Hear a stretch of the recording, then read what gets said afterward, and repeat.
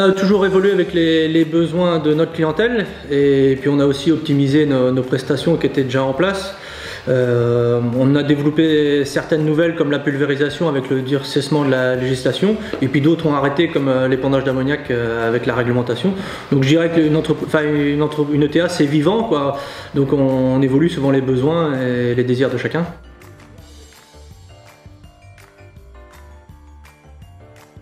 Donc les trois bonnes raisons pour un agriculteur de faire appel à des personnes comme nous ou des ETA comme nous, pour moi c'est réduire les coûts d'utilisation, ou de mécanisation du moins sur leurs exploitations. Moi je suis vert quand des coûts, nos prestations sont inférieures à leurs coûts de mécanisation sur leur bilan. Je vois pas pourquoi ils n'ont pas d'intérêt à faire appel à des ETA comme nous. En deux, en plus, ça leur dégage du temps libre, donc ça c'est tout bénéf pour eux s'ils sont double actifs ou d'autres activités ou des éleveurs ou pour répondre à des points de travail pour eux. Et également pour leur offrir un service de qualité avec du matériel à la pointe comme on peut investir parce qu'on a du volume, ce qui nous permet de mettre vraiment des options qu'eux ont des besoins et qui ne pourraient pas se payer par leur surface, quoi.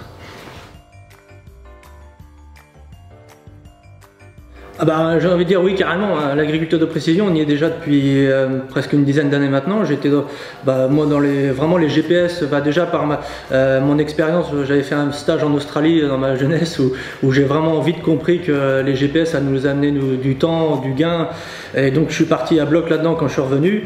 Et aujourd'hui les GPS, la modulation, les injections directes nous font faire des économies à nous ETA par nos débits de chantier et en plus ramènent à nos clients des économies d'intrants ou autres. Non, je suis carrément fan de ça. Et puis il faut aller vers ça, c'est clair pour moi toujours.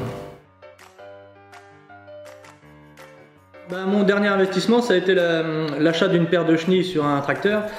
Pour répondre à une problématique je dirais locale, on est quand même en Normandie, je suis en bord de mer, tous mes clients ont des problèmes de portance avec des parcelles très humides, en plus les produits phyto aujourd'hui il y en a de moins en moins, il faut intervenir sur des adventices jeunes donc l'hiver, les insecticides certains ont été supprimés donc il faut pouvoir intervenir en bonnes conditions l'hiver donc avec peu de portance, et en plus par expérience on s'aperçoit que les bonnes conditions d'application en pulvérisation sont derrière des pluies, avec du temps calme souvent après une pluie.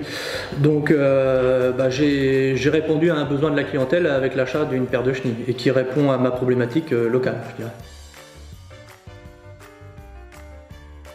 En gros les prochains investissements j'en ai pas, en fait je m'adapte, si j'ai le feeling sur une demande de clientèle ou quoi, après je fais mes petits calculs, je vois si c'est rentable ou pas, j'y vais ou j'y vais pas. Et après sinon c'est le but d'optimiser déjà le parc qui est déjà présent. Aujourd'hui je suis plus dans une politique j'essaye de revoir mon parc de traction, que ce soit les camions ou les tracteurs, d'aller vers des produits plus économiques avec des coûts de revient inférieurs pour moi en interne être plus performant sur ma rentabilité ou mes prestations.